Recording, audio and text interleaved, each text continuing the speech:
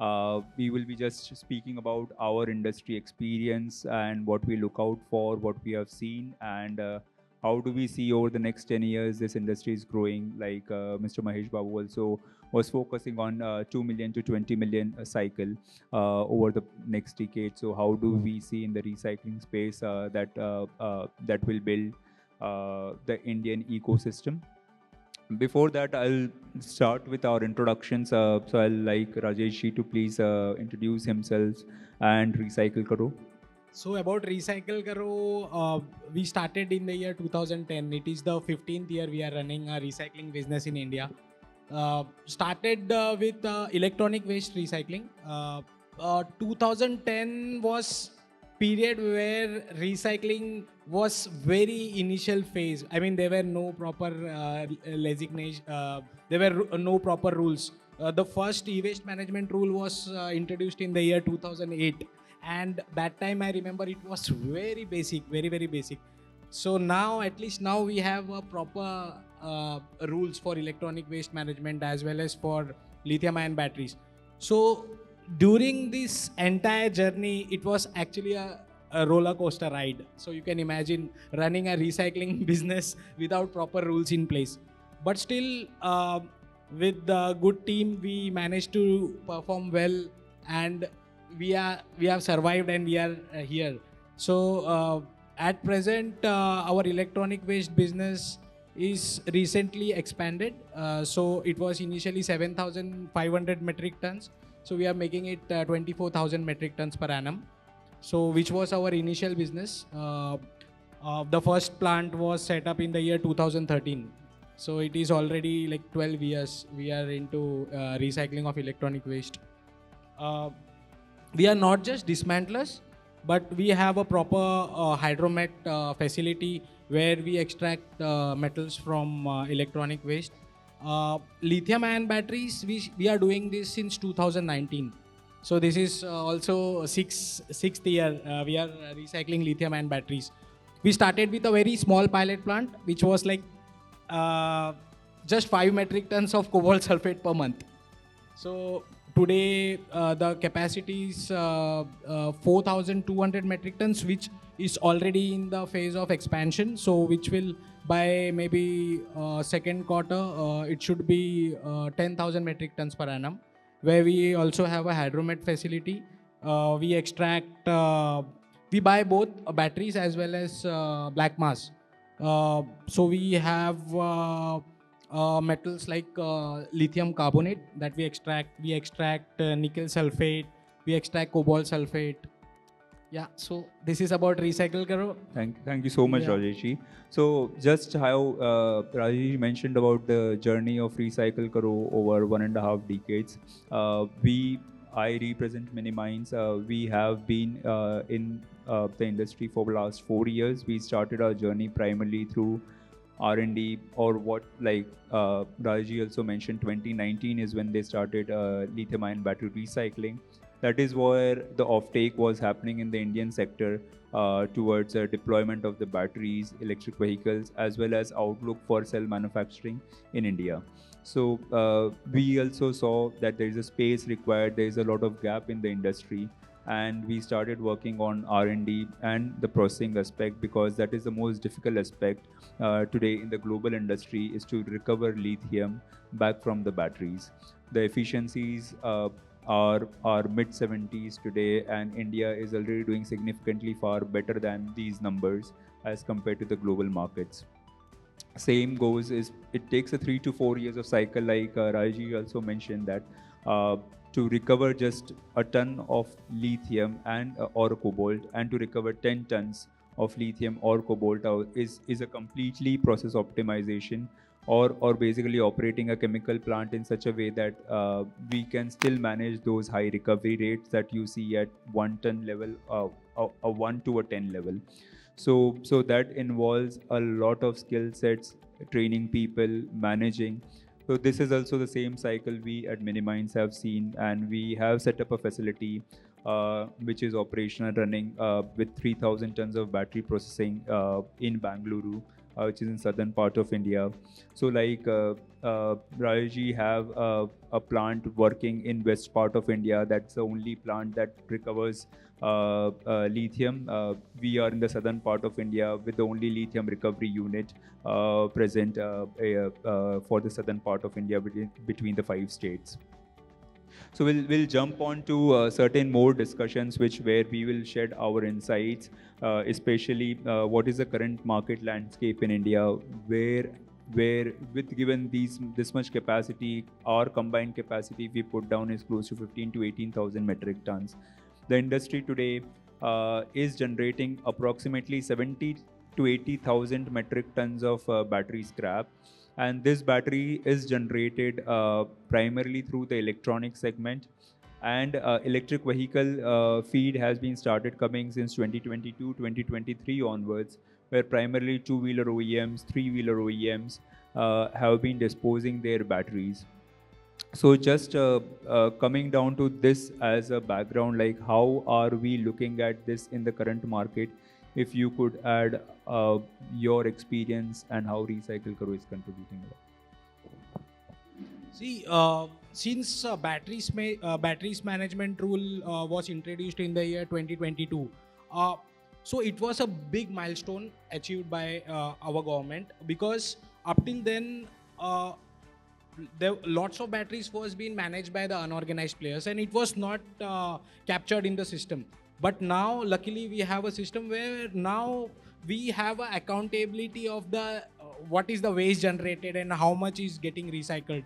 So as per my information, close to 108,000 metric tons is what we generate. It's mixed of all the chemistries, LFP, all the chemistries, laptop batteries, cell phone batteries, EVs, everything I'm talking about. So 108,000 metric tons that we generate as a country as of now, which is expected to go to 1.6 million metric tons by 2030.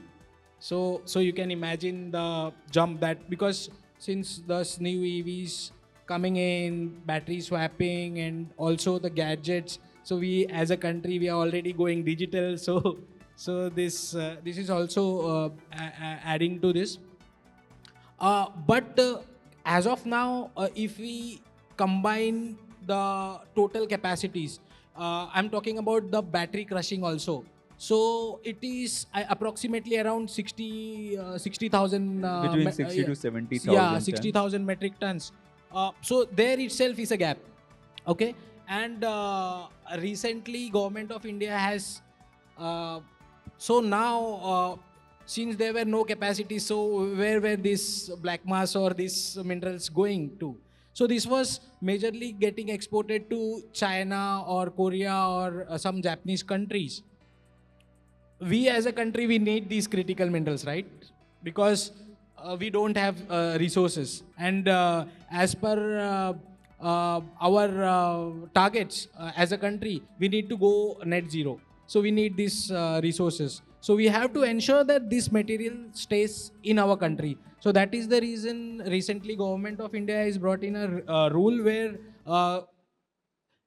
black mass is restricted. It's not banned, but it is restricted. So if you want to export, you should have proper documentation, or you need to give proof which country it is going and why it is going. Since we already have such big capacities in our country, why is it? So it is actually a positive step. So I think this capacities has a potential of even increasing more. So that's said. We noted down two efforts that government is taking. Government is really supporting the industry, battery manufacturers, recyclers, as well as recyclers are very closely working with government. We do have forums in monthly and quarterly basis where the recycling industry demonstrates what are the challenges that OEMs and recyclers in total face, and how this could leverage India as a whole in the long run, that we tap and we formalize this sector in a more better manner, especially when it comes to recycling. As we always see, everyone would have given something in space of recycling, be it steel, aluminium, copper, through our homes. and then we see people come to your doorstep, even newspaper. I think everyone would have given newspapers for recycling or even to shred. So people come at your home, they buy it in cash, and then so recycling traditionally is a cash business. Now, to formalize something which is a formal market for lithium-ion batteries, it's a very tendency because consumers don't know how today. That's the challenge we face in the industry. That how does consumer know, or consumer should know that lithium-ion batteries are not something to be disposed in a manner which it's just dump it. It has a value, of course it has a value, but they don't know what are the right channels that are there. And then in that aspect, recyclers, every recycler is working to educate even in the consumer market that how we can work through partners or through retailers, that collection mechanism is required, and how critical it is to give back something as an extended responsibility of consumer as well as a manufacturer. Given this as an insight, we jump onto the reverse logistics mechanism. So, reverse logistic is just the word that just adds up as you see recycling. So, one thing that comes directly into the business space when we talk about recycling is managing reverse logistics. I would just like to state, if you could state two such challenges in reverse logistics that we in the lithium ion batteries or e-waste that we see, especially coming to our plants, and I could then add on. Yeah. Before this, I would like to. So you have well pointed a collection mechanism, Right. right? So Recycle Karo has recently done a very innovative thing where we have started a mobile app. It's not yet on the play on the Android or iPhone, but it will be soon there. So we are just testing a beta version. So what we have done is we have started with Hyderabad. We have put on 20 electric vehicles, trucks. So and with the app, you can now call for our services. So as you mentioned that it's all unorganized and there is no proper mechanism to collect. So we have, it's a very good thing that Recycle Karo, and I'm very proud to mention. So we have started a mobile app, started with Hyderabad with 20 EV trucks. Soon we will replicate this throughout the country. So I think this will be a major step as far as the collection True. challenges are Yes. concerned. Yeah. Yes, in terms what challenges we do face is like they are moving direct to consumers. We approach the refurbishing guys, or basically the channel, the shops which we look out, right? Those are the one who also don't know how these are to be handled. They also cash it out and give it to people, where there is a promotion or growth towards the informal sector. So that's where we leverage them in a manner that how we can help in this regards by giving them incentives or connecting it with their upstream partners, likes of even Apple stores, Samsung stores. So how we so one thing that we, it's a recycler's duty. It has come that they pitch the gap between a producer as well as the consumer or the end user. That they we are trying to formalize this with producer who can meet their producers' extended responsibilities, which there are many cases happening in the court now that producer don't want to take this responsibility, but at the end it is producer's responsibility that what they are selling, they are also, they have to ensure that everything is returned back and is not dumped into the mechanism. So this reverse logistics has been a problem, and every recycler is working in this regards, how it can be, how all of us are joining hands, and we also encourage partners and OEMs in this regards to join us in making this sector more formalized, and we can help every producer meet their responsibilities towards the target they have been set.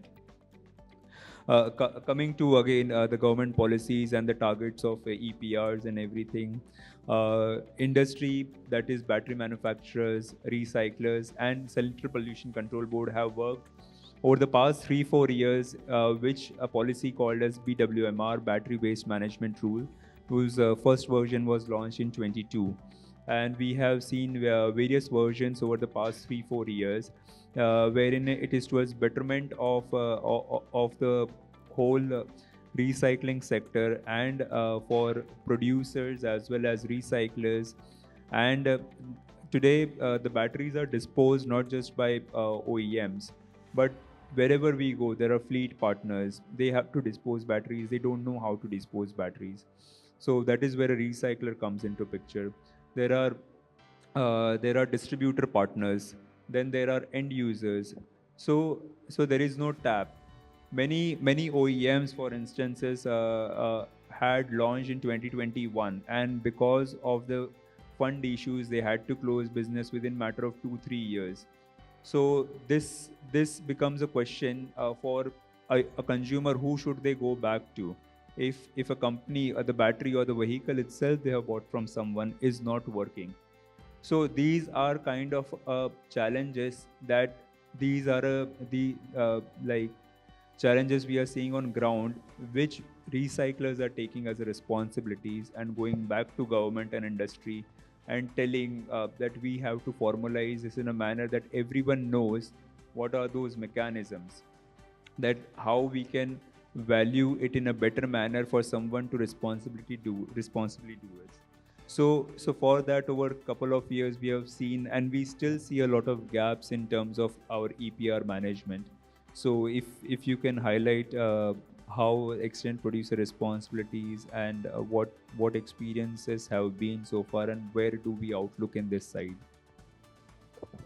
So as we all know, EPR was already been introduced for e-waste, plastics, but there were many gaps because it was not properly tracked, and government as well as the recyclers were not able to monitor all those. So recently CPCB and MOEF has come up with a very innovative platform which is called EPR portal. So they have a portal. Unfortunately, it has some technical glitches, but I'm sure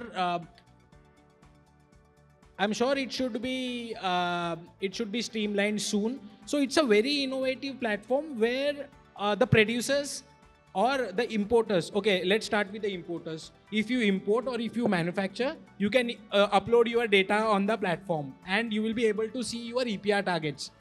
And we as a recyclers, whatever we recycle, we upload our data.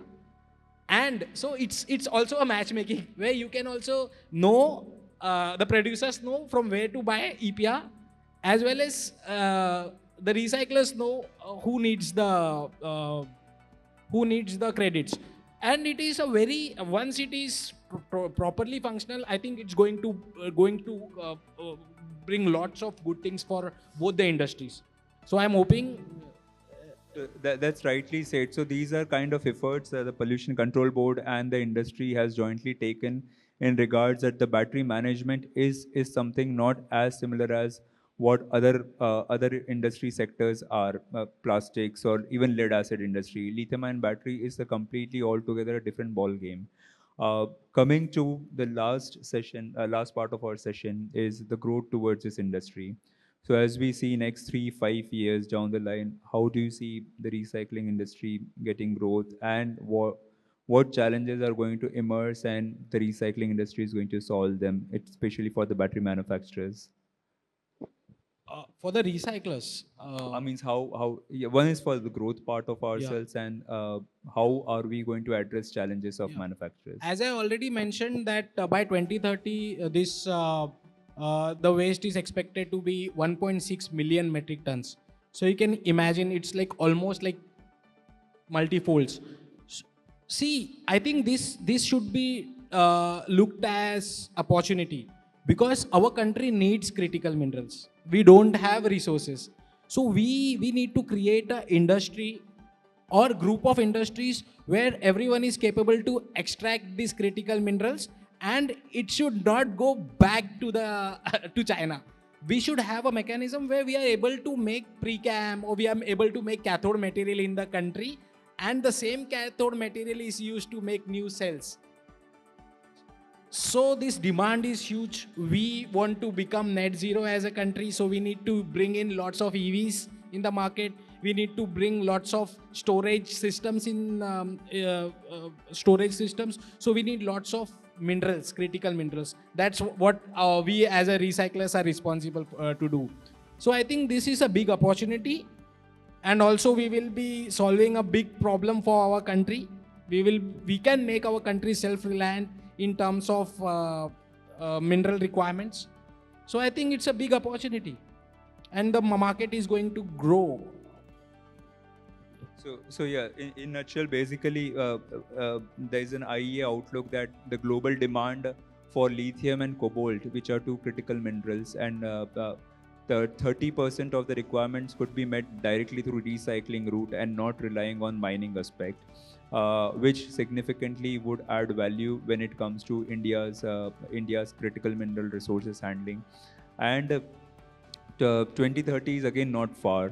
We are putting efforts to establish the downstream processes where lithium, nickel, cobalt could be recovered, and even India could start processing ores, which we are strategically working with countries in Africa and South America, and make India more self-reliant and independent of China's policies, which gives geopolitical situation arises, and we can help benefit the manufacturers and at the end users, wherein we curtail the prices of the lithium-ion batteries and increase the adoptions that we are trying to envisage, a 30% adoption rate by end of the decade.